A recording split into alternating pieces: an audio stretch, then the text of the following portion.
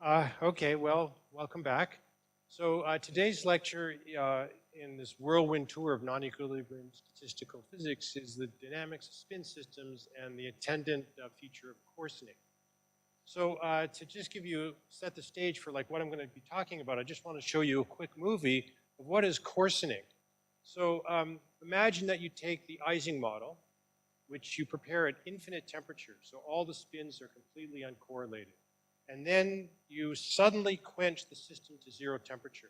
The question is, what happens? And it turns out this probe of a condensed matter system, by suddenly changing some parameter in the system, is a very useful and powerful tool to probe the dynamics of condensed matter systems. So in the case of the Ising model, here's what happens. So here it is prepared at some random initial state. This is a very crude movie, but it just coarsens and coarsens until you reach the ground state. And the movie's a bit crude, but let me play it for you one more time. So again, random initial condition, blue and red are spin up, blue and yellow are spin up and spin down. And then you suddenly cool it to zero temperature. It doesn't like interfaces. The interfaces gradually disappear. I think I have one more time of this. And this is the basic phenomenon that we want to try and understand. What is this process by which all these interfaces disappear and the system coarsens to the ground state? So that is the goal of this lecture, is to get some basic understanding of this type of phenomenology. Okay, so we're going to be looking at spin dynamics in the simplest possible spin system, which is the Ising model. So let me just remind you the good old Ising model. The Hamiltonian is equal to minus J summation over interacting neighbors, let me call it sigma I, sigma J, summed over interacting neighbors. Normally these are nearest neighbor, but they could be anything depending on the detailed nature of the model. Now, one other thing which I hope that you remember from the elementary lectures is that what we are having in mind here is that we have some state space for the system. So here is my state space. So there's a bunch of points. Each point represents a collective of all the spins in the system. So here is a particular spin state. There's 2 to the n points in this state space. And in equilibrium statistical physics, each point is present, or the occupancy of each point is proportional to the Boltzmann factor. And now in non-equilibrium statistical physics, what we need to do is to endow the state space with some kind of dynamics which allows us to make transitions from different states. So there'll be some arrows here to represent transition rates.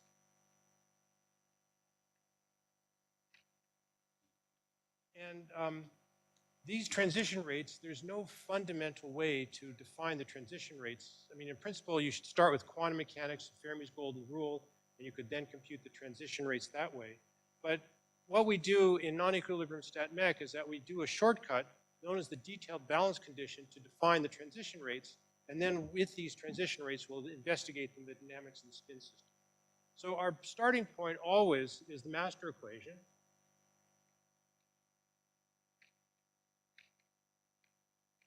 And so let me denote P of the collective sigma, like all the spins in the system at time t. So that's the probability that a system is in a state defined by sigma at time t. What we want to compute is the time rate of change of this probability.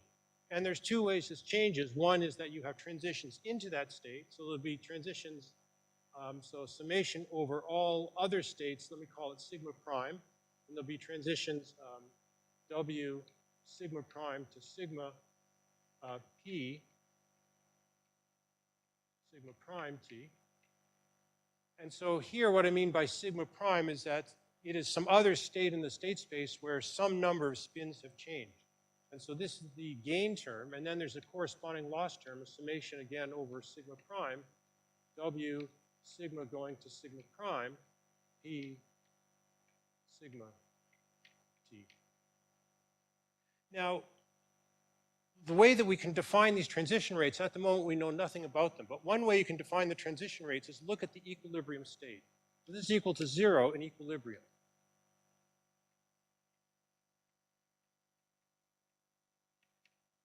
And so what that means is that in equilibrium, if I look at any point in the state space, the total flux out, so here is representing flux out,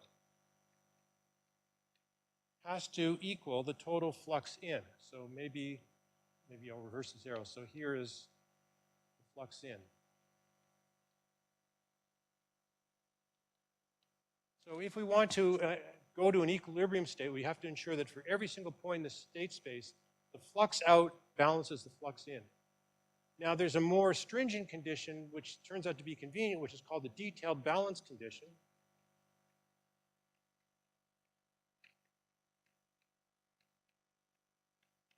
Which basically just says that the flux across each bond is zero. So it's much more stringent than we need to ensure that there's equilibrium, because we only want to have the sum of the fluxes is zero for every single point, but detailed balance says that every single arrow has both a flux going every single bond has an arrow going this way and that way, and the sort of strength of each arrow is the same. So the detailed balance condition is just that each term in the sum balances. So the detailed balance condition is then W sigma prime to sigma P sigma prime in equilibrium is equal to W sigma prime P sigma. And I'm starting to get a little bit sloppy with the notation because I just hate writing lots of notation for no reason. So hopefully you appreciate that here the sigma is meant to represent the collective of all the spins in the system. Yep. And then here, I should also say that this then refers to when the system is in the steady state. So I should put here steady state, steady state. Okay, so what it says then is that W sigma prime divided by W sigma prime to sigma is equal to P sigma prime P sigma. P steady state. And now let's think about the Ising model. And so in the Ising model, the probability is just given by the Boltzmann factor. And so this thing is equal to E to the, so let me first write the downstairs. So downstairs, if my energy is E to the minus, the energy is minus J sigma I sigma J. The Boltzmann factor is E to the minus beta J, so that minus sign will cancel the minus sign here. And in the denominator, I have E to the plus beta J sigma I sum sigma J. So here, this sigma, the index I is meant to represent a specific spin at site I, and the sum here is over neighbors of I. And similarly here in the numerator, we'll have beta J sigma I summation sigma J. So this allows me then to define the transition rates. And so in particular, for example, W sigma prime, here we're only defining the transition rates up to an overall factor. And so we can say that this is proportional to E to the minus beta J sigma I summation sigma J. And there's some prefactor out in front that we're free to choose at our convenience, and I'll choose it later to be something convenient. Okay, so that's our starting point. And in fact, I'm going to, all right, so now for the Ising model.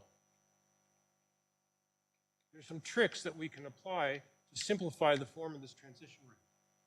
So the first point is that notice that what we're dealing with in the transition rate is something which looks like E to some constant times sigma I. And so I can write this as cosh A sigma I plus sinh A sigma I. But now a crucial thing, which makes the Ising model particularly convenient to study, is that these sigma i's, sigma I takes a value plus or minus 1 only. So if I change the sign here, plus 1 or minus 1, it's still cosh A, nothing changes. So the first term is just cosh A. Whereas in the second term, hyperbolic sinh of with a minus is just minus hyperbolic sinh of the function itself. So I can pull the sigma I out in front, and it's still the same thing. And then I can do the following. I can write this cosh A, 1 plus sigma I tanh A. And then this cosh is like an arbitrary factor that I don't have to care about. So in fact, what I'm going to do to compute this transition rate is I'm going to use that trick, which I've just written here, and infer that my transition rate is going to be 1/2. I'm choosing the prefactor out in front to be 1/2. It's going to be 1 minus sigma I, and then it's whatever is left inside, hyperbolic tanh of beta j summation sigma j.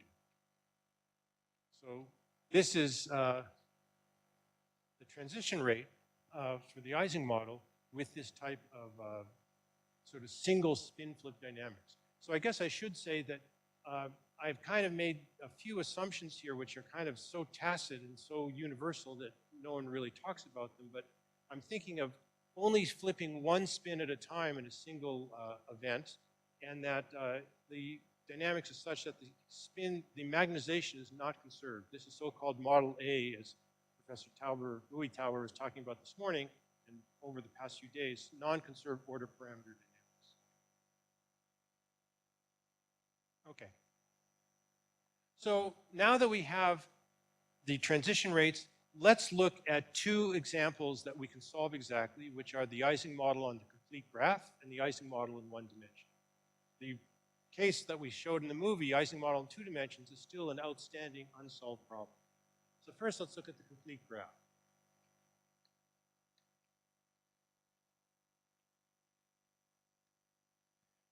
There's one weird feature about the complete graph, which is that you have to define the energy properly so you get something which is thermodynamically reasonable.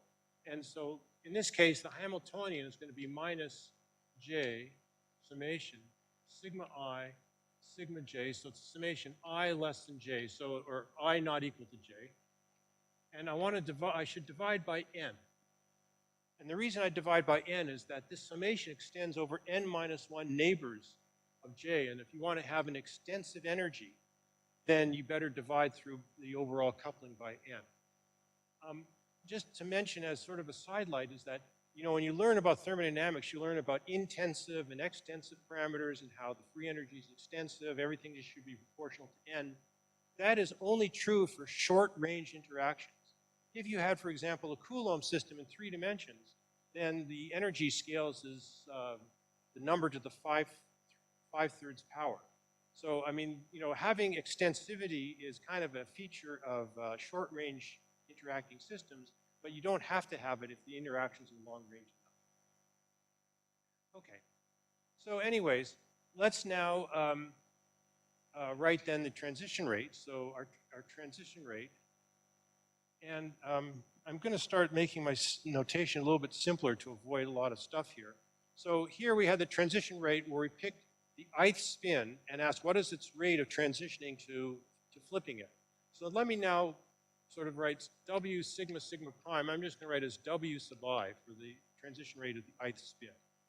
And so this is equal to 1/2, and then I have 1 minus sigma j, sigma I, hyperbolic tanh of beta j over n, and then summation over, you know, j not equal to I of sigma j. Now, if I sum up over all spins and divide by n, that's just the definition of the magnetization. So this simplifies to 1/2, 1 minus sigma I hyperbolic tanh of beta j magnetization.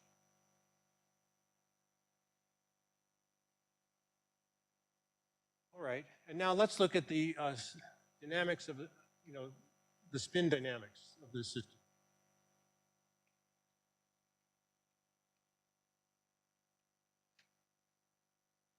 So how does a single spin flip in the system?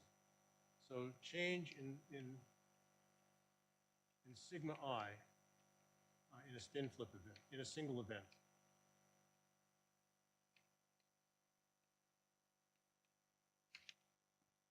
Well, first of all, I have to pick the spin. So that's point number one.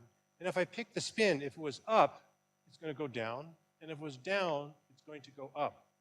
So the change, delta sigma I, is equal to minus 2 sigma I itself.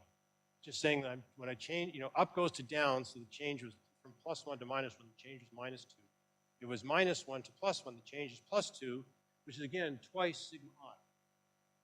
And the rate at which this occurs is I first have to pick the spin I and then accomplish the flip.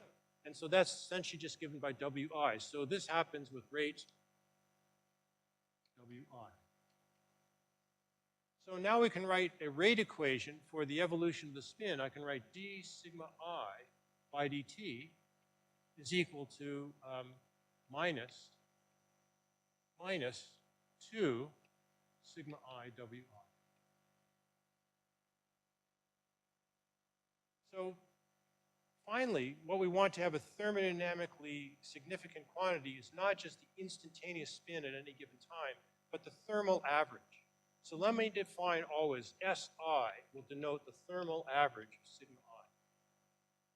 And what we have here is then, if I take thermal average, is dSI by dt is equal to minus 2 average value sigma I Wi.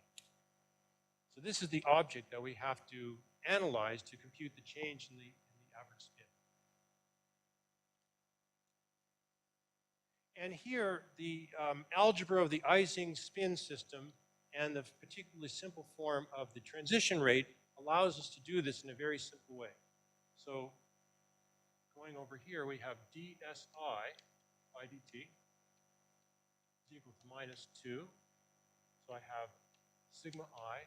And then I have the transition rate. So that's 1/2 1 minus sigma I tanh beta m.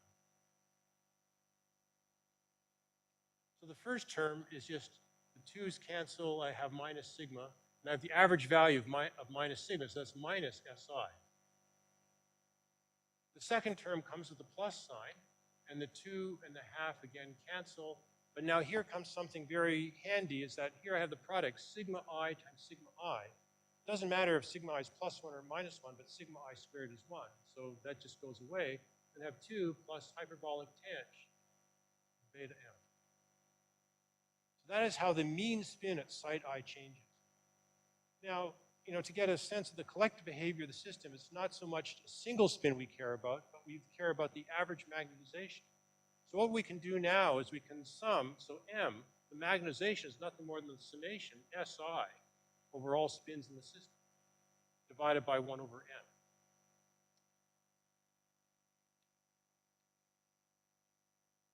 So if I do that, then what I get is that M dot is equal to minus M, because I sum up the spins and divide by N. This is just the magnetization. And here, this is just a constant with respect to each site. It's the same thing. I add up n of them and divide by n, so I get the same thing, plus tanh beta m. So this is my equation for the evolution of the magnetization in the mean field Ising model. And before we do any, well, in fact, you can infer everything by just drawing a picture. So it's instructive to do that. So let's plot, I guess I'll plot it over here. So let's plot, as a function of the magnetization, the left-hand side of the equation, m dot. And it turns out there's 3 possible behaviors depending on the value of beta. So here, beta is the temperature. And when beta is bigger than 1, you see that, first of all, if I forget about this term, it's just a line with, so what do I want to say here? When beta is equal to 0, which is infinite temperature, you forget about this and you just have m dot as minus m. As beta starts increasing, then you get a little bit of curvature induced by this. And so for beta small, you'll get some kind of curve that looks something like, I can't draw it that well, something like that. This will be for beta less than the critical temperature beta, which turns out to be 1 for this mean field Ising model. So in this case, if m is negative, the change in m is positive, and you're driven to the fixed point at m equals 0. If m is positive, the change in m is negative, and you're again driven to the fixed point for m equals 0. So that's the behavior for beta above the critical point. The thing is that there's a critical point associated with this equation where beta is equal to 1, and then at the origin, the slope of this guy just matches the slope of this guy. And so, in fact, at the critical point, this curve does something like this. It just touches tangent. It does this. So this is beta equals beta c. And so in this case, once again, if you have a negative magnetization, the change is positive. If you have a positive magnetization, the change is negative. You are again driven to the fixed point at magnetization equals 0, but you can see that the driving goes to 0 as you actually approach a fixed point. On the other hand, for beta less than beta c, you have something that looks like this. And in this case, the fixed point at the origin is unstable, and here the two stable fixed point at either plus equilibrium magnetization and minus equilibrium magnetization. So depending on where you start, if you're just to the right or just to the left, will either be driven to the fixed point here or to the fixed point there. So the behavior of the mean field Ising model is simple pictorially. So the point here is that now if beta is less than beta c, then if we look close to the origin, we're hitting the origin with a finite slope. And that basically says that m is proportional to e to the minus t over tau. And the only interesting feature here is what is this relaxation time tau? And I'm going to argue that this tau, well, I'll come to it in just a moment. When beta equals beta c, then, well, in fact, actually, let me just back up for 1 second just to show you something that you probably know but worth pointing out, is that if I insist on equilibrium, then the equation is m is equal to hyperbolic tangent m, which is just the good old Curie-Weiss law. And that's how I identified that the critical value of the temperature was beta equals 1. So the equilibrium is given by m is equal to hyperbolic tangent beta m. And so from this, one finds that, first of all, beta c is equal to 1, and the equilibrium magnetization is obtained by just expanding this to next order. And so hyperbolic tangent is beta m minus beta m cubed over 3, and then you can forget the higher order terms. And then if you solve that, you'll find that the equilibrium magnetization is equal to the square root of 3, 1 minus, 1 minus beta, 3, 1 minus beta.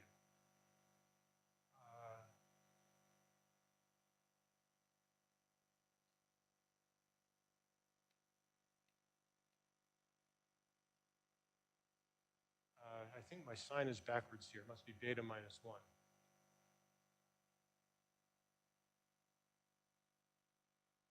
Okay, so anyways, the point is that, so here at the critical point, because the first two terms in the expansion cancel, and the next thing is, the next term is cubic, the equation of motion becomes m dot is equal to minus beta m cubed over 3, from which m of t goes as 1 over the square root of t. So at the critical point, there's slow relaxation to the equilibrium, and it being a power law relaxation rather than exponential relaxation. And finally, for beta bigger than beta c, then m dot, again, it's exponential decay, and so m minus m equilibrium, the absolute value of this will also decay as e to the minus t over tau. And this tau is basically just related to the slope either at this fixed point or at the origin.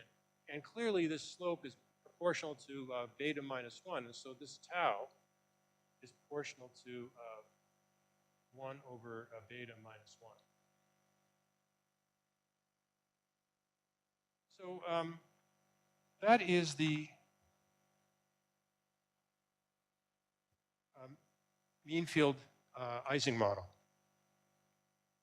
So the nice feature about this is that we were able to compute everything explicitly and fairly simply. And this picture essentially is worth 1,000 words because it tells us everything about the dynamics. And it's, okay, so I guess that's the end of that story. So I want to now turn to the other exactly soluble case, which is the Ising model in one dimension. And when I finish this discussion, I'll also present like why it is that we can't why we can't proceed in higher dimensions. The one-dimensional case is a little bit pathological because there is no spontaneous magnetization at any finite temperature. But in the problem of coarsening, we're typically interested in starting with the system at high temperature and suddenly cooling it to low temperature in the ordered phase. And so that low temperature could be low or it could be zero temperature. And so in the, it's simplest to deal with suddenly quenching to zero temperature. And so when we quench to zero temperature, it's basically the ordered phase of the one-dimensional Ising model. So there's nothing wrong then with considering coarsening of the 1D Ising model. Okay, so let's now go to the one-dimensional system. And one nice feature about the one-dimensional Ising model as well developed is that there's a very nice pictorial representation of what's going on in terms of domain wall dynamics. And as you'll see, these are kind of this natural elementary excitations of the system. So in the one-dimensional Ising model, we have to compute the flip rate. And so I'll write this as 1/2, the same factor I just rubbed off over there, and then 1 minus sigma I, hyperbolic tanh, beta j, and so it's summation over neighbors. Now, in one dimension, it's simple enough. I'll write the neighbors explicitly. This will be sigma I minus 1 plus sigma I plus 1. And now I'm going to do like an innocuous little trick that allows me to actually solve the one-dimensional Ising model, which is I'm going to multiply by 2. I'm going to multiply by 2 here and divide by 2 here. Why did I do that? The reason I did that is that this variable, the sum of the sigmas, takes only 3 possible values. It can either be -1, 0, or +1. And now if you think about the hyperbolic tanh, if you have, tanh AX, where A is equal to -1, 0, or 1. This is the same as A tanh X. If A is 1, then everything is fine. If A is -1, then tanh of minus X is minus tanh X, so that's fine. And if A is 0, then I have 0. So this little trick allows me to then pull out the sigmas out in front. And this is the crucial feature that actually makes the problem exactly soluble.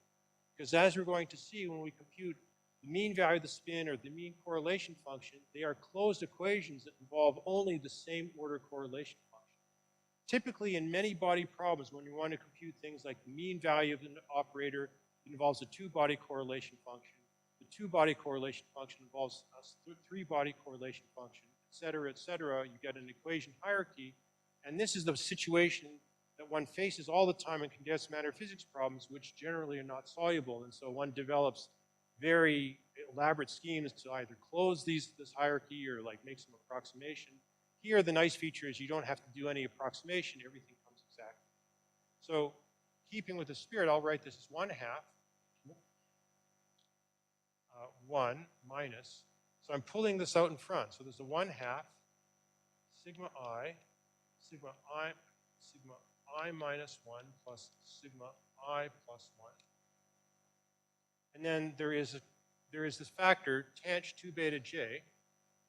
And so let me define this thing to be a number gamma. So I'll put here gamma. So that is my transition rate. Now, in one dimension, it's pictorially useful to just look at like what this transition rate actually is for the types of spin configurations that we're going to be dealing with.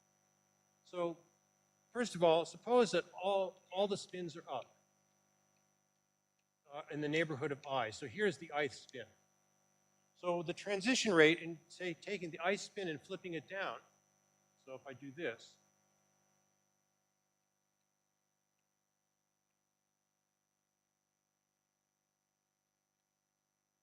this transition, what is the transition rate for that? Well, here all the spins are aligned, and here they're anti-aligned. And if we compute what we have here, so if sigma I is +1, sigma I -1, these are all +1. So here I'm going to have 2. That cancels this, and then I have 1 minus gamma times 1/2. So the transition rate for this event, I guess I'll put it below this thing. So here is the state, and then the rate. So here the transition rate is 1/2 1 minus gamma. On the other hand, if I have the following type of situation, plus, plus, plus, minus, minus, dot, dot, dot, and again, I'm looking just at the middle spin, for this guy to flip, to do this. Well, in this case, sigma I -1 plus sigma I +1 adds to 0, so this term doesn't appear at all, and the transition rate is 1/2.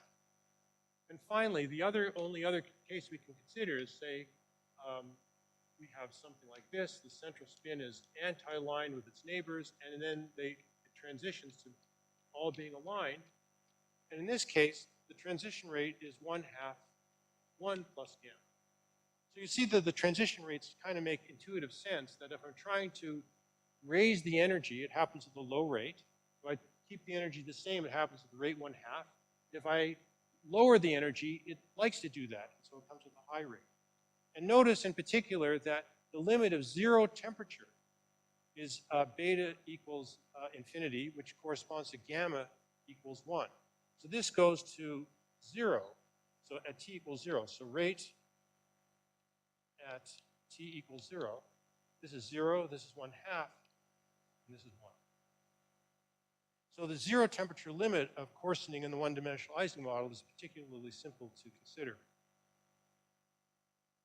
Okay, so I'm going to follow the same program as I did in the mean field limit, is that now that we have the transition rates, and I sort of spent a little bit of time sort of discussing them pictorially, now let's look at the spin dynamics.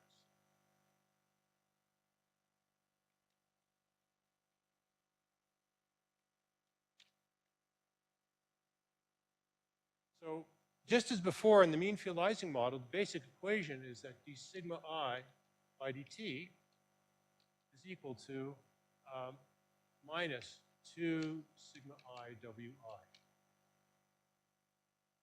And so dSi by dt, which is the thermal average, is equal to minus 2 sigma I. And then I have to multiply by the transition rate, so it's 1/2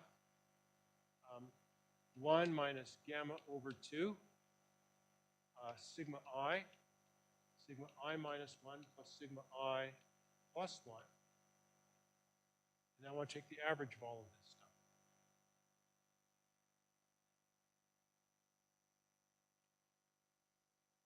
And as before, there's 2 terms. One is just multiplying the sigma I by 1. The 2's cancel. The thermal average of sigma I is just minus S, so minus SI. And now comes a crucial feature that makes this calculation particularly pleasant, which is that because I was able to pull out the sigma operators outside of the hyperbolic tangent, they naturally combine with the sigma I here, and you see because sigma I, that's sigma I squared, which is +1, even though this kind of looks like a 3-body operator, it's only a 1-body operator because, a quadratic operator is sort of annihilated by the Ising algebra. So the other term here is minus gamma, and the 2 and the 1/2 cancels here, but there's another 2 from this guy. And then sigma I squared is 1, and then I just have SI minus 1 plus SI plus 1. So it kind of looks like a random walk kind of an equation.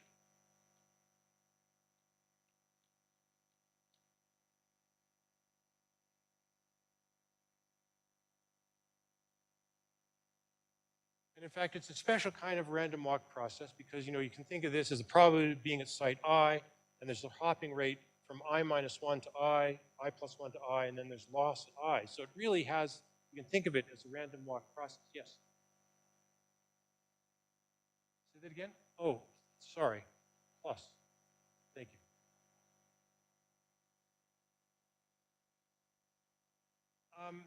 So it turns out that to solve this equation, it's actually straightforward, but my guess is that, if you're used to random walk equations, oftentimes you think about discrete space and discrete time, or continuous space, continuous time.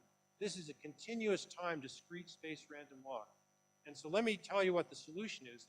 And if you've not seen the solution before, maybe I could do this in a tutorial, but let me not waste time with it now. But let me choose for the initial condition.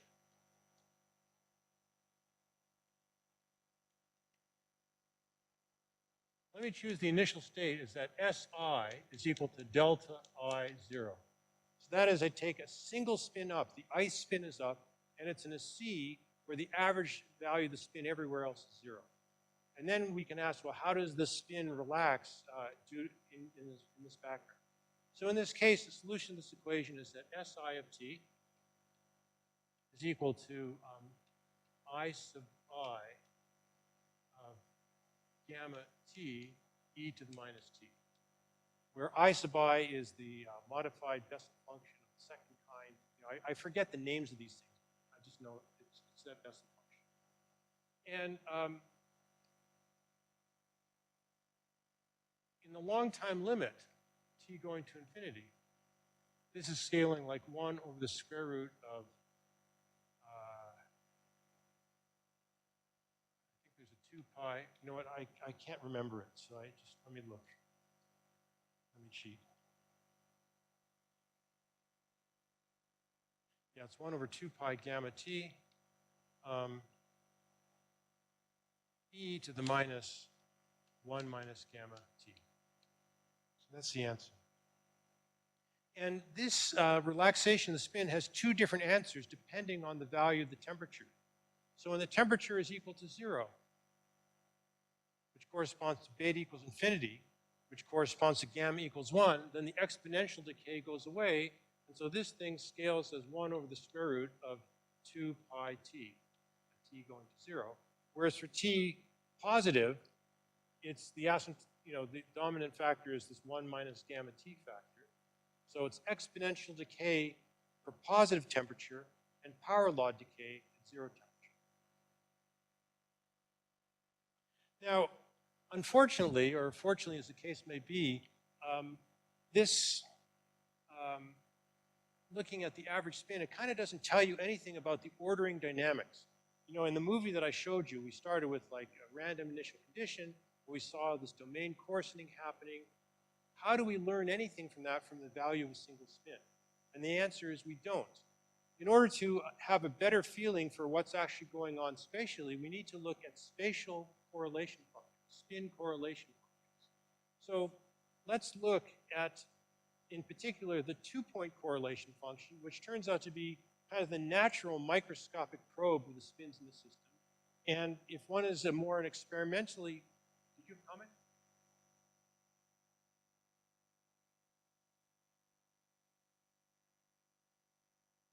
Here?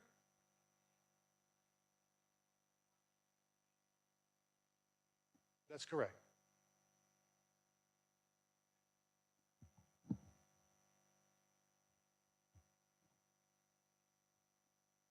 No, but don't, right.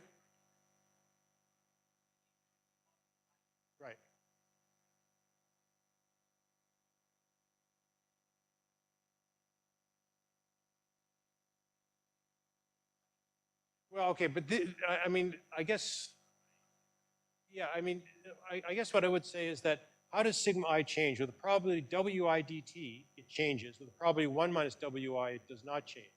And then I'm just writing kind of the average evolution according to that. Yes, that's right. Yes.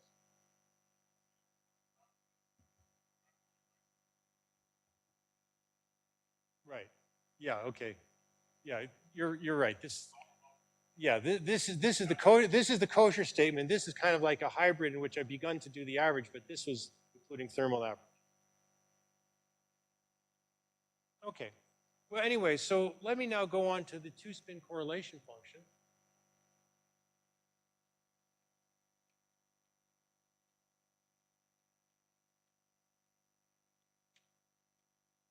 So I'm going to define, so let's call it sigma I, sigma j.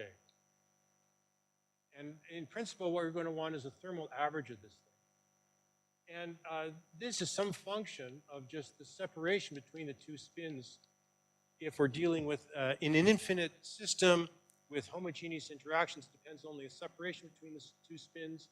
So let me write this as f of k. Actually, let me define this thing to be capital G of k, where k is equal to the absolute value of I minus j. So we want to ask, how does this correlation for spins which are separated by a distance k, how does this evolve in time? And as we're going to see, the evolution of this is also fairly simple. One other thing I just want to point out, though, is that one of the most useful correlation functions is the nearest neighbor correlation function. What is the probability that two spins are of the same state? So what is G1? And so let me give you kind of a geometric interpretation of this correlation function, because this is just the probability that the two nearest neighbor spins are this way or that way. They're both aligned. So this, if they're aligned, that contributes 1 to the correlation function. If they're anti-aligned, then that will contribute -1 to the correlation function. So I can write this as -1, well, minus, times the probability that the two spins are anti-aligned. So up, down, or down, up. So that's one way you can represent it. Now here comes the crucial point, which is that when you're dealing with a one-dimensional Ising model, you know, information sort of is broken when two spins, or information transfer is broken when two spins are anti-aligned.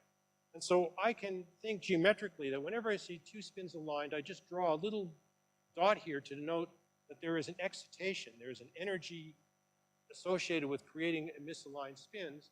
And so I will call this thing a domain wall particle. Whereas here, the domain wall particle is actually absent, so I'll denote that by an open circle. Now let me call rho the density of the domain walls. So we have here minus, so probability that we have a domain wall is minus the density of domain walls. And here we have the probability that there isn't a domain wall, so that's 1 minus rho. That's the density that there is no domain wall. So this G1 can also be interpreted as 1 minus 2 rho. Or in particular, rho can be written as 1 minus G1 divided by 2.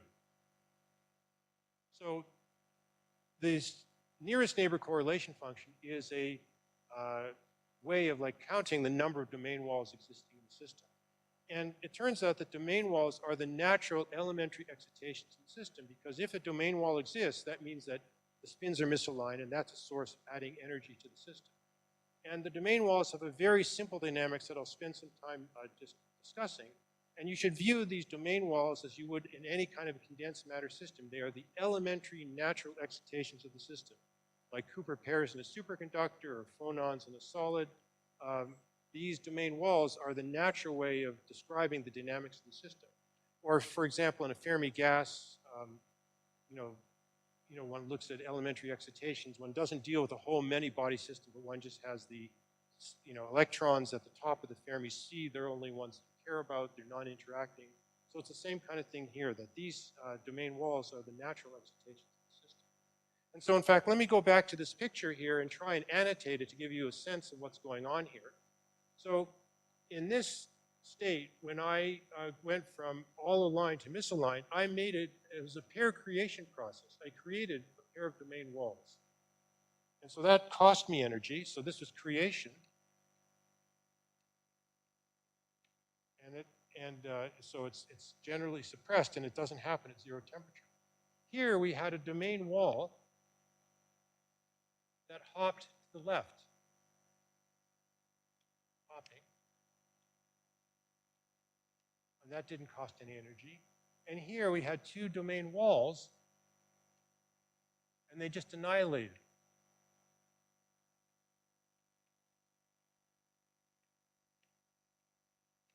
So the dynamics of the Ising model can be then mapped into the dynamics of the domain walls at any temperature. And the dynamics is that basically you have this gas of domain walls running around, and they can either hop left or right, they can annihilate, and they can be created.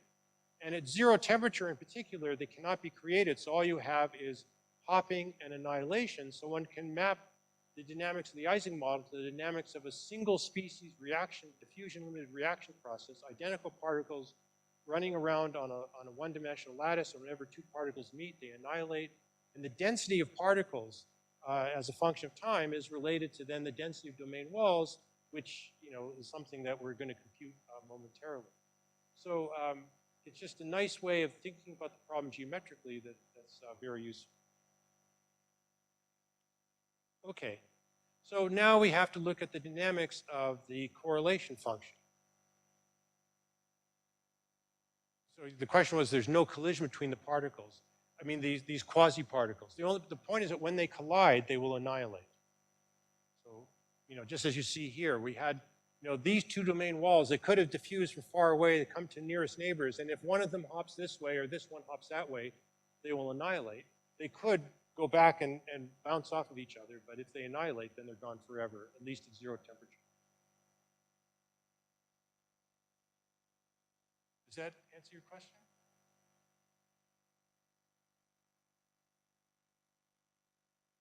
Well, gamma is a temperature-dependent quantity, so when gamma is equal to...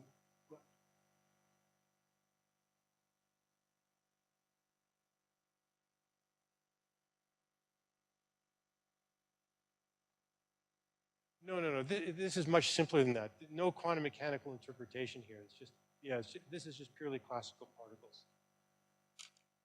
Okay, so now we want to look at the correlation function dynamics.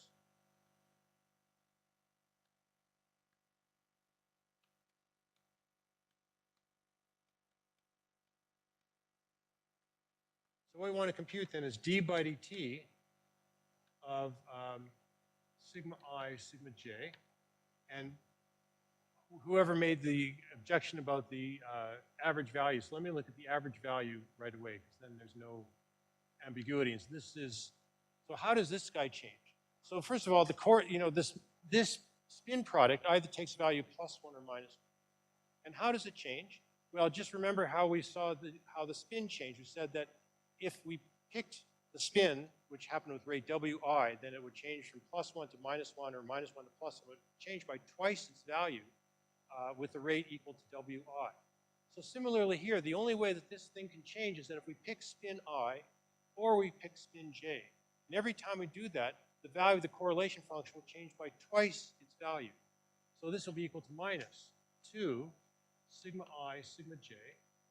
So that's how much the correlation function changes, and you can verify for yourself just by looking at the four possibilities that if they're both up and one changes, it changes from +1 to -1. If they're oppositely oriented and one changes up, it changes to -1 to +1. The correlation function always changes by twice its value, but the rate at which this happens is equal to wi plus wj. And then average value. So that's what we have to evaluate. And in this case, as we're going to see, we end up with a very simple equation that we can solve in the continuous limit, and it gives us a detailed understanding of the dynamical behavior. So let's write this out.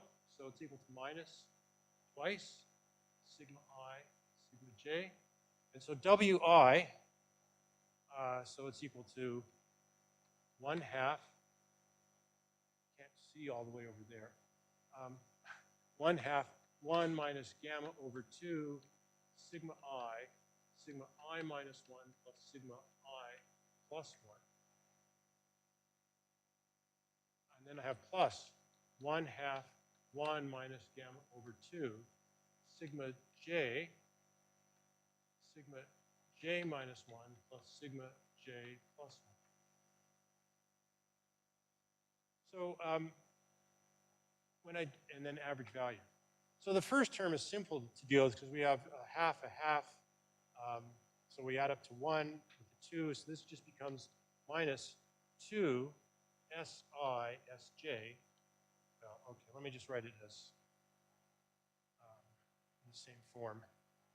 Minus 2 sigma I, sigma j. And now we have, so let's just stare at this term for a minute. So the sigma I annihilates the sigma I here, and then have sigma j times sigma I minus 1, sigma I plus 1. At this stage, it's very easy to get kind of lost in the indices.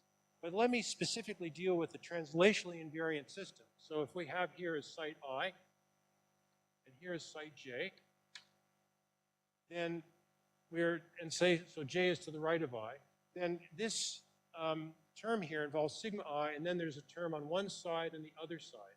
And what we're doing is like we're essentially taking the product of sigma J with sigma I plus 1 and I minus 1. If we're dealing with a translationally invariant system, the thing which is relevant is not the actual indices, but the separation between the two spins.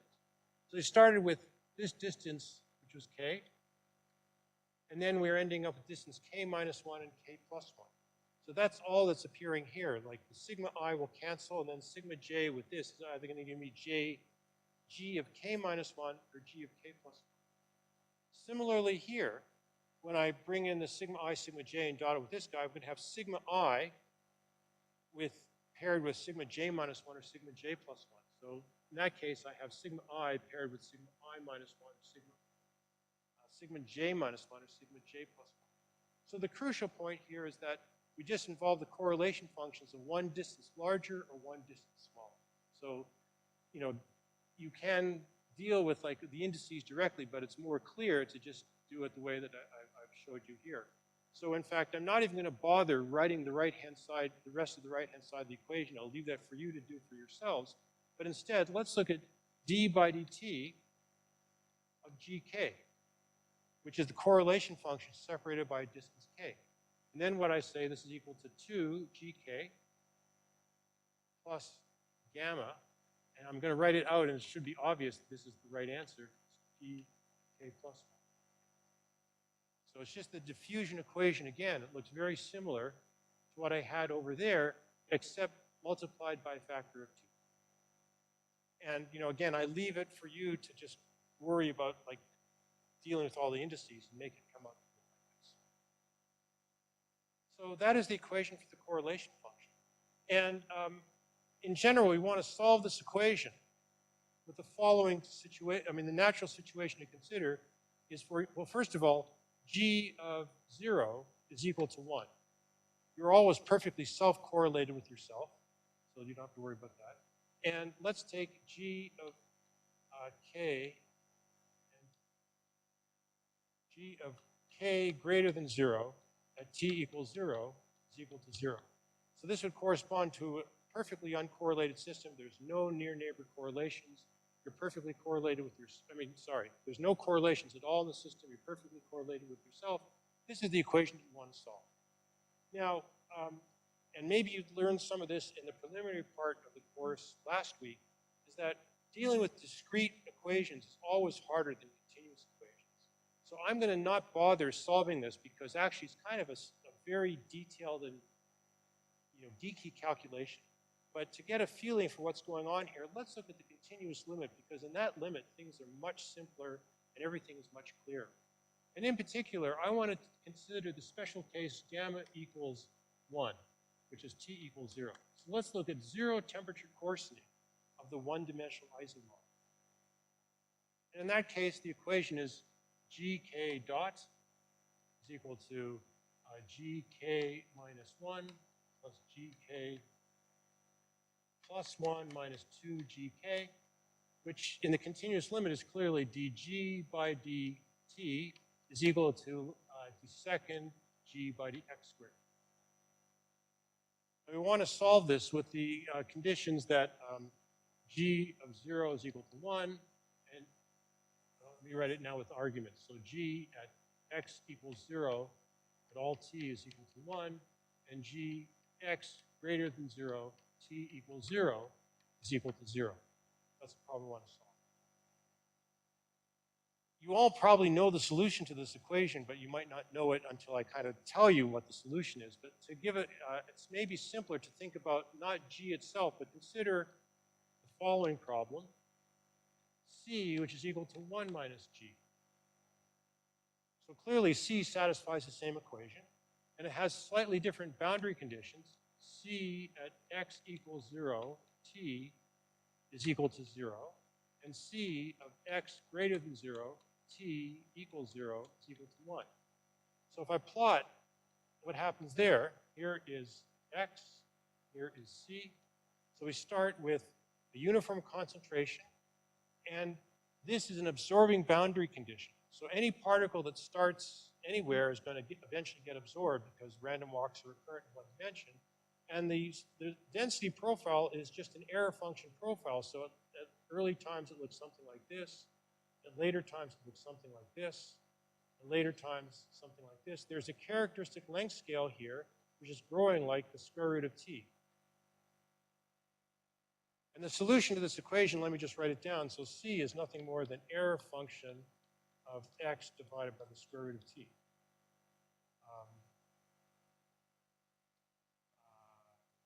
2t. And that's what I'm just plotting over here. So now we know what happens with the correlation function. We just have to flip this over and reduce it by 1. And so what we see is that the correlation spread over a range that's growing like square root of t. So this is the square root of t spread of coarsening that happens in typical order parameter non-conservative dynamics. So the crucial feature in this one-dimensional Ising model is that when you suddenly crunch to 0 temperature, these domain walls that are created are running around, they're annihilating. The density of domain walls is decaying like 1 over the square root of t. The typical distance between domain walls is growing like the square root of t. And this is a microcosm of what we see in higher dimensions where one has this complex domain coarsening pattern. Here, the geometrical richness is lost, but we gain because we can solve everything explicitly. So that is everything I want to say about the one-dimensional Ising model. You might ask, well, why don't we now just go to the two-dimensional Ising model? You've shown, we've done the 1D Ising model, let's go to 2. And there is a crucial problem here because in the two-dimensional Ising model, instead of having, say, 2 neighbors, there are 4 neighbors. And there's lots of different combinations here. One cannot replace this sum by a binary variable which takes values -1, 0, 1. One has to force to keep the spin operators inside of the hyperbolic tangent. And this means that you cannot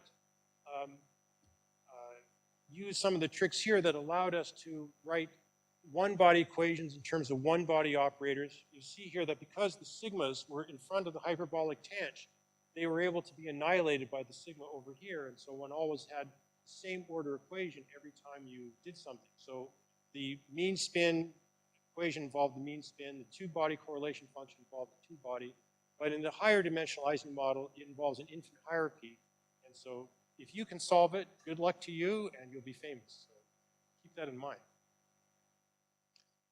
So in the last half hour or so, I want to now turn to a completely different way of looking at spin dynamics, which is the opposite philosophy of what I've shown here, because here I've lived in the world of explicitly solving, everything is concrete, there's no assumptions, there is an assumption about the flip rates, which comes from detailed balance, but once you have the flip rates, everything else follows. And so I want to now turn to the different approach, which Uwe has talked a lot about in the past couple lectures, and that is the time-dependent Ginzburg-Landau equation. And it turns out that this is a purely phenomenological approach. It cannot be justified on the basis of any microscopics, but by going to this continuous approach, it has the beauty of universality, and it has some sort of universal truths and simplicities associated with it. So let's first of all, let me use my notation. Let me write down like the Landau, I guess it's the Ginzburg-Landau.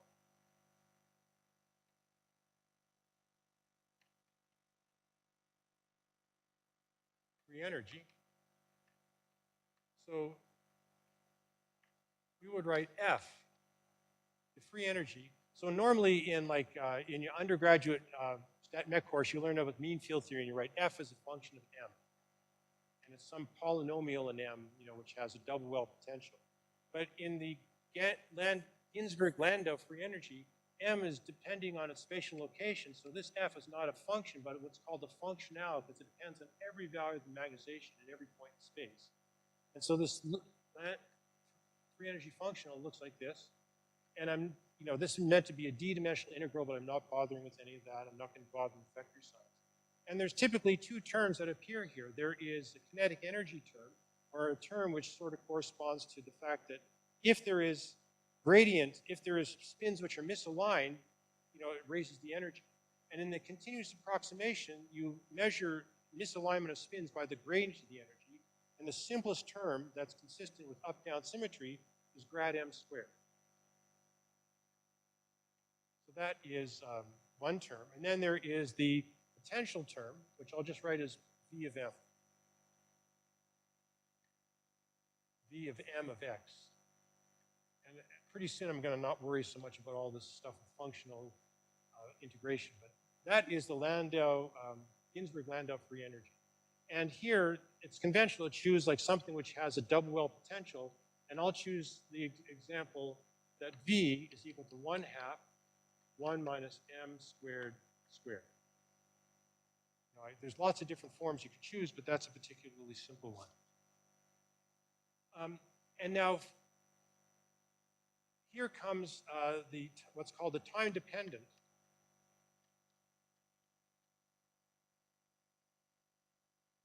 Ginzburg-Landau equation.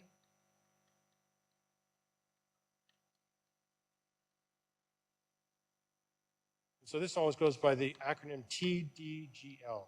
A lot less of a mouthful to say.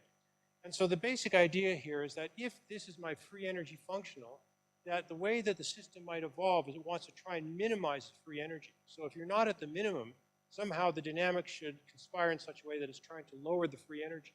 And so this is now purely phenomenological. There's no microscopic justification of it, but it seems like a reasonable thing to do if you're trying to write like the simplest continuum theory of any kind of a many-body system. It has kind of the same philosophy as the KPZ equation. You know, that's some beautiful equation for the evolution of an interface, and you say, well, what are the lowest order terms that could possibly appear that respect the symmetry of the system? So it's the same kind of thing here. One just says that dm by dt at position x is equal to minus delta f of m of x dm of x. So this weird delta here means functional derivative because it's the derivative of f at m at a specific point x. But you know, if you've not seen functional differentiation before, it's just bookkeeping. It's not anything more fancy than that. And so from this, and I guess maybe even Uli wrote it a couple of days ago, one ends up with the time-dependent Ginzburg-Landau equation, which is dm by dt is equal to Laplacian of m minus b prime of n. So that is the time-dependent Ginzburg-Landau equation. And in the remaining few minutes, I'm going to just talk about some specific solutions of this equation. Now, I guess I just want to sort of remind myself to not forget anything here about the philosophy underlying this equation. This is a phenomenological equation.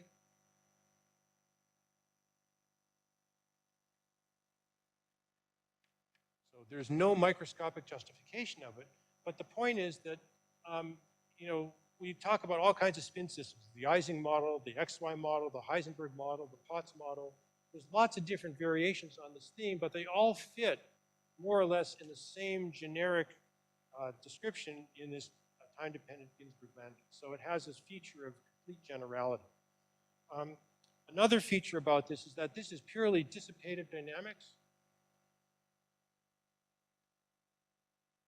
in the sense that because you're doing gradient descent, all the free energy can do is go down by this deterministic evolution equation.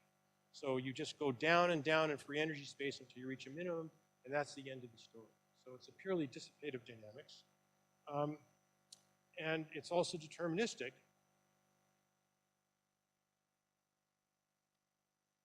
Because you see this is a deterministic equation. So in the actual spin system, a microscopic spin system, you think the spins are fluctuating, but here there is no fluctuation, there's only deterministic dynamics. But if you wanted to include fluctuations, you could add a noise term and make this a stochastic equation. But if we're interested in low temperature dynamics, this noise actually is a source of complication rather than a source of some new insight. So it's better to just deal with the deterministic equation. The last thing that I want to emphasize here is that there's a very beautiful interpretation of this in terms of a reaction diffusion system. So let me write this, reaction, diffusion, interpretation. And Uwe mentioned a little bit about this yesterday, but I want to expand on it because I think it's very useful and very important. So if I use my potential, which I've written over there, the equation of motion is dm by dt, and is equal to Laplacian of m, and then there's plus, I've got to differentiate that guy, so I'll get 2m, 1 minus m squared. And this equation contains all of the tension that occurs in phase ordering kinetics because there's these two terms here are trying to do very different things. This guy is a smoothing term. Diffusion smooths things out. So if there's some variation in the magnetization, it wants to try and like smooth out all fluctuations. So this smooths out. So this is smoothing operator. But this term is exactly opposite in its character because if I just look at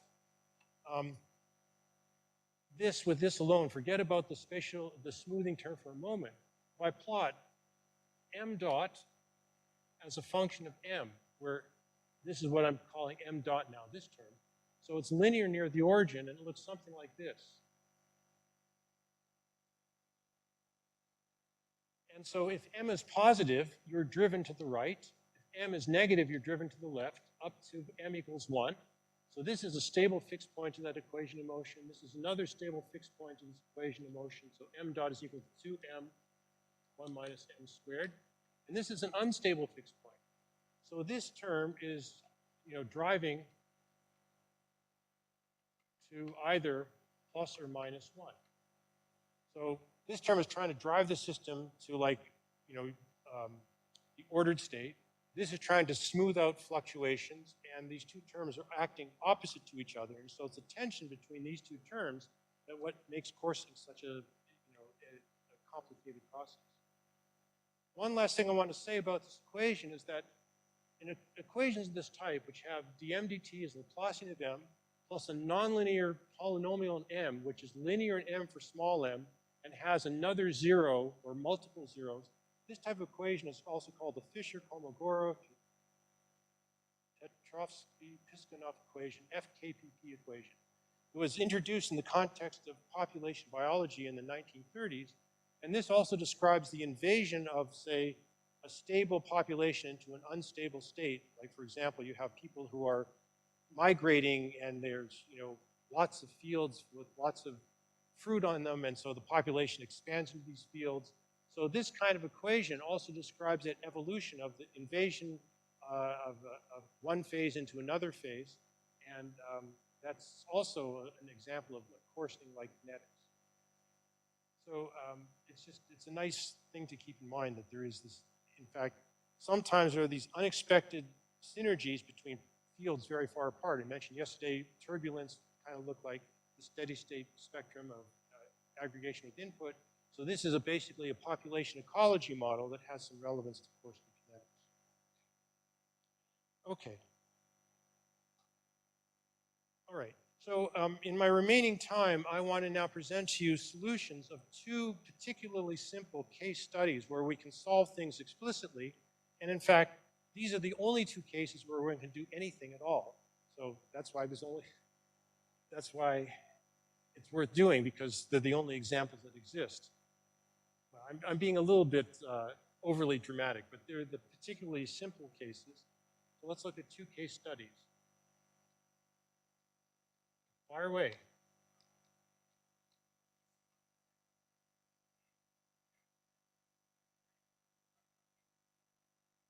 Well, no, that part doesn't matter. No, I mean, you'll get essentially what are called Fisher waves. The higher order term, the polynomial, doesn't matter. Yeah, so the thing is that the way you get Fisher waves is that actually you linearize the equation to actually get the leading edge of the Fisher wave. So that's why it doesn't matter what the higher order term is. Anyway, so case studies. So the first case study is a straight domain wall.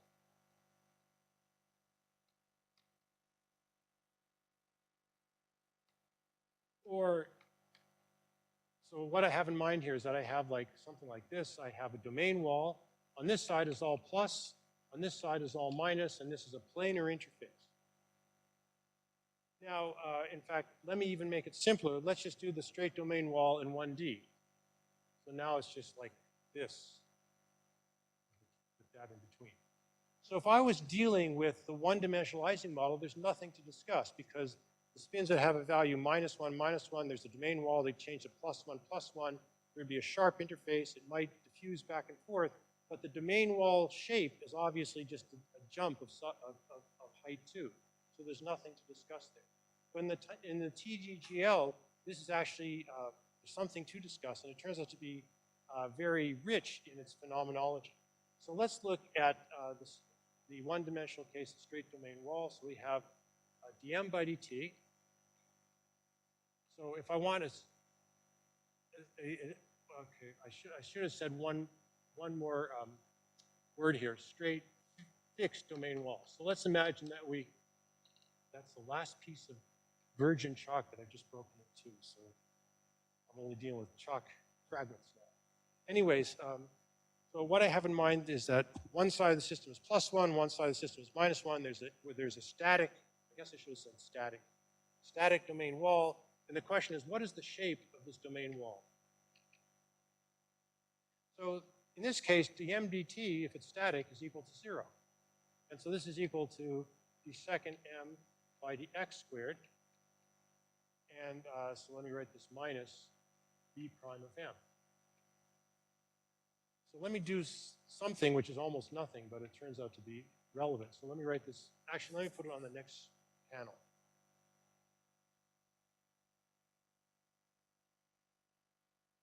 So what we have then is the second m by the x squared is equal to v prime of m. We want to analyze this equation. If you analyze it directly, it can be done, but it turns out there's a much more elegant way to analyze this equation by staring at this for a second and thinking back in freshman physics. What do we learn in freshman physics? What is the first course we learned in freshman physics? What? Exactly right. Okay, so we're force times acceleration. This looks like Newton's law. Notice there's like a second derivative is equal to something that kind of looks like a force here. So there is an analogy that we can make that if we write m is kind of like a coordinate.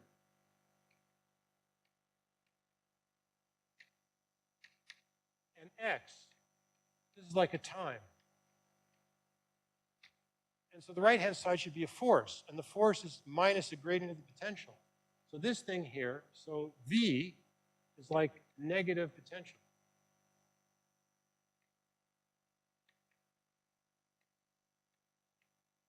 And it turns out this mechanical analog is very powerful because we can understand what is the shape of the interface just using some simple ideas from classical mechanics.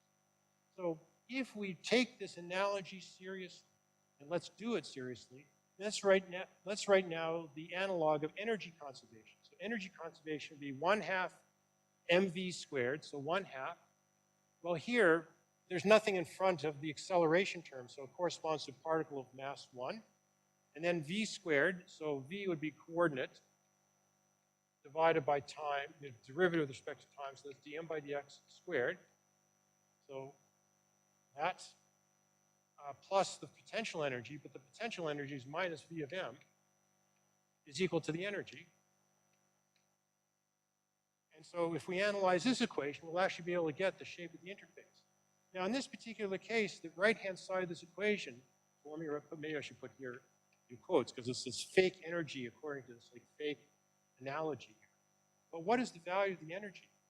Well, if we're starting with a straight interface, so maybe I'll draw the interface here, plotting as a function of x.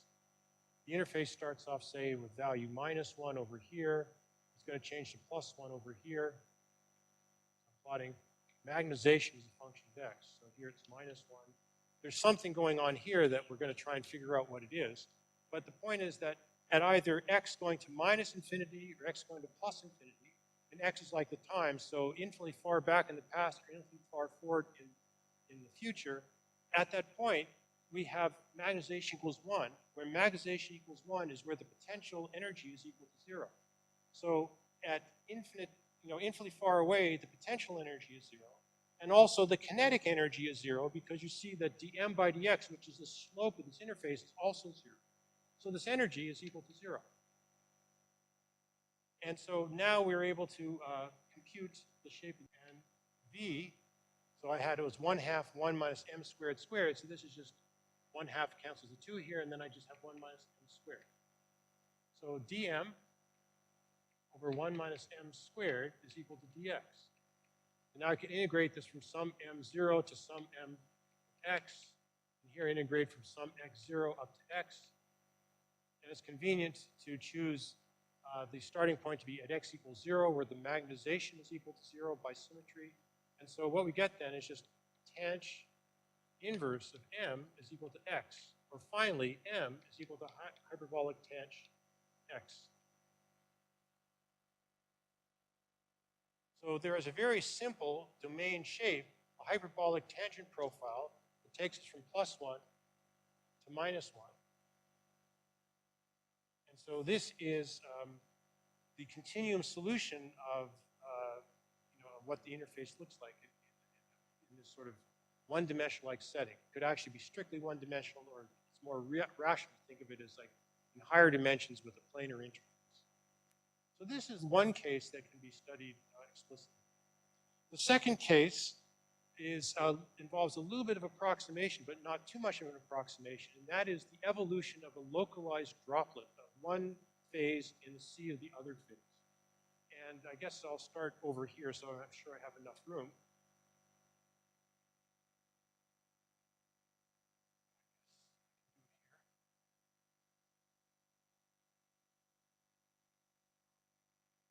So let's talk now about the droplet evolution.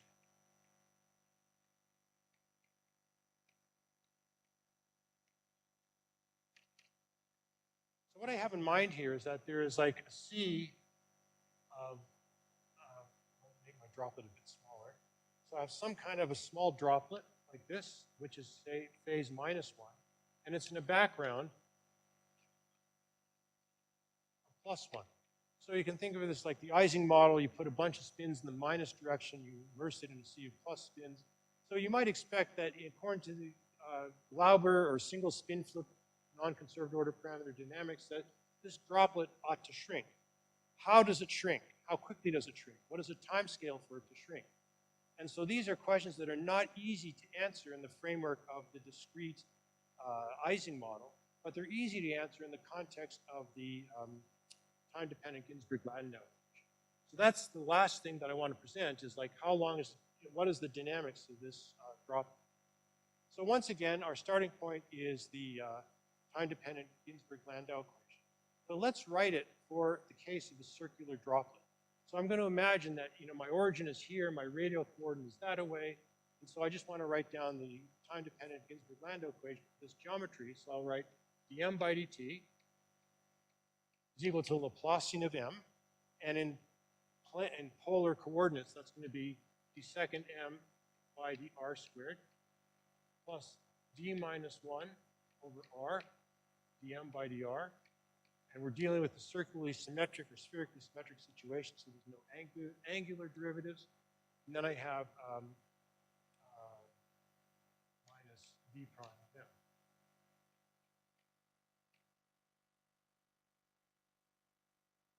Okay, so to make progress here, I'm going to make a scaling assumption, or like, I'm not sure it's a scaling assumption. I guess it is a scaling assumption, but it's more a physical assumption about the interface itself, which is I'm going to assume that I'm thinking about a macroscopic droplet inside of another background of the size of the universe. So the size of this interface, so the characteristic length scale of this interface is sharp compared to all other length scales in the problem. So what the assumption I'm going to make is that m of rt is just some function of capital R minus r of t. So here, r of t is meant to represent the actual droplet radius.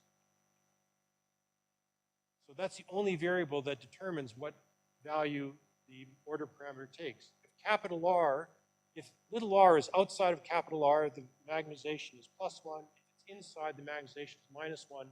So this thing, roughly speaking, is only a function of this reduced radial distance.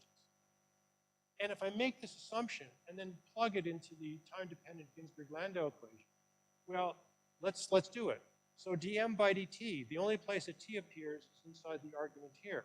So on the left-hand side of the equation, we're going to get minus r dot times f prime of its argument, which we can call u. So let's call this argument u. So that's the left-hand side.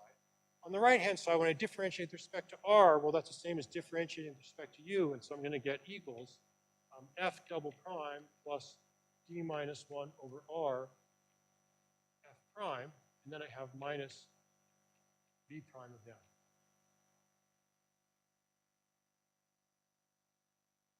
And before I do anything to this, let me just rearrange it in a way that is a little bit, well, actually, I guess I don't need to do any rearrangement. Now let me do a trick. And it's the kind of trick that you've probably seen before in class, in an advanced undergraduate class, classical mechanics, which is let me take this equation, multiply through by f prime, and then integrate this equation through the interface.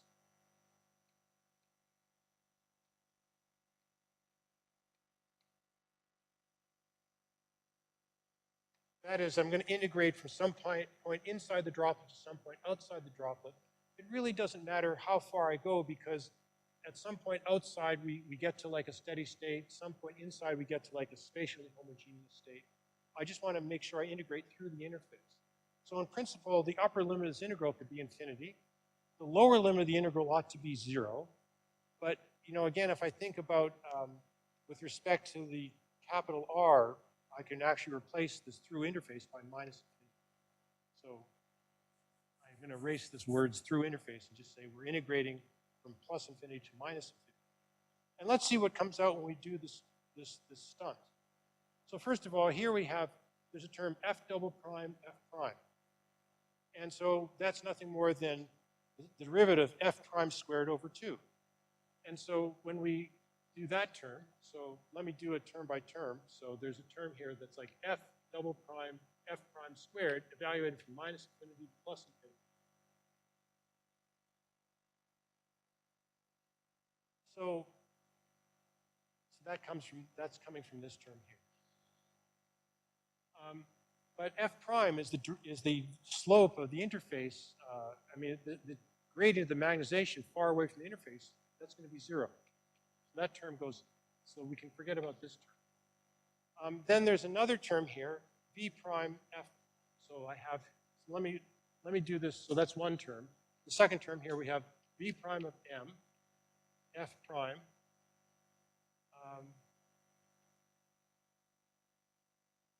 sorry, and I made one little boo-boo here, which is that because I'm changing from m to f, I should write this v now as a function of f. So this is v prime f. And so we're integrating this thing from minus infinity to plus infinity. I've got 5 more minutes. And so this term is equal to, so I can write this as dv by df, df by dx, and then, or df by du, and then I'm integrating du. So this goes away, and this is just, and then this goes away, and so this is just nothing more than v at minus infinity and v at plus infinity. But the potential, when I'm either in the equilibrium state out here, the potential is 0 because it's like at the minimum of the potential energy, and the potential energy inside the droplet is 0. So this term also goes away. And so all we're left with, finally, is following. We have the integral of, we have d minus 1 over r, which is this term here, plus r dot f prime du is equal to 0. Now, last point about this, which we finally get to the main result, which is that in this integral, what? F prime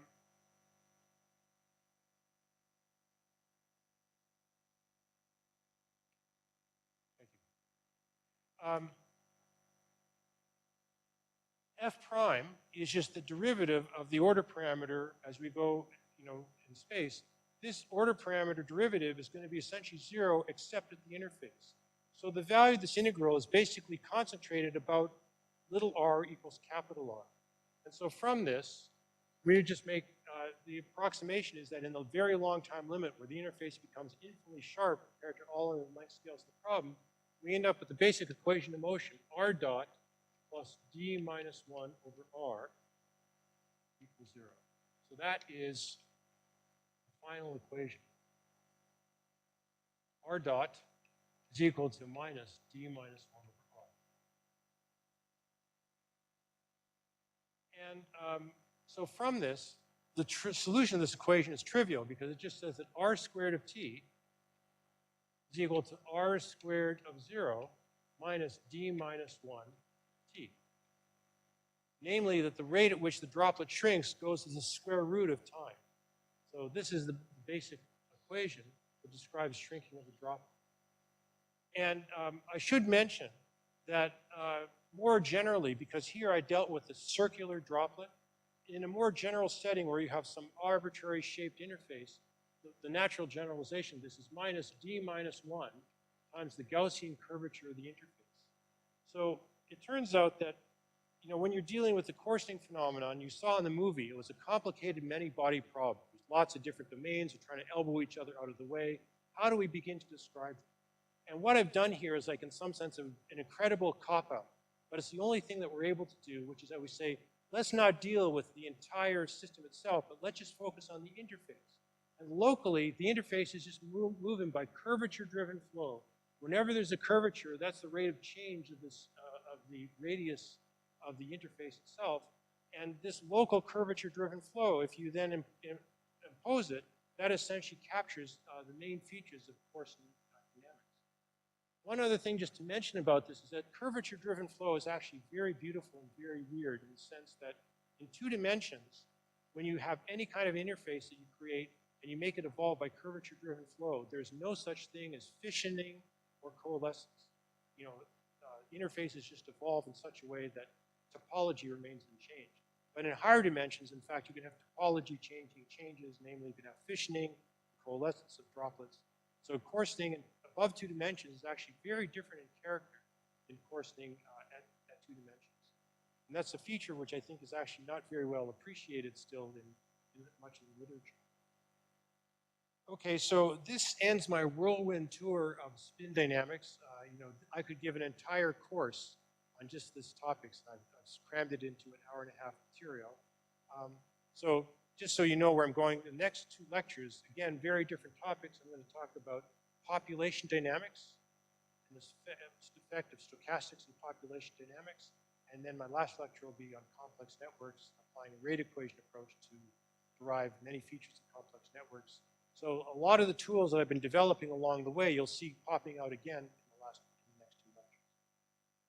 Okay, done. So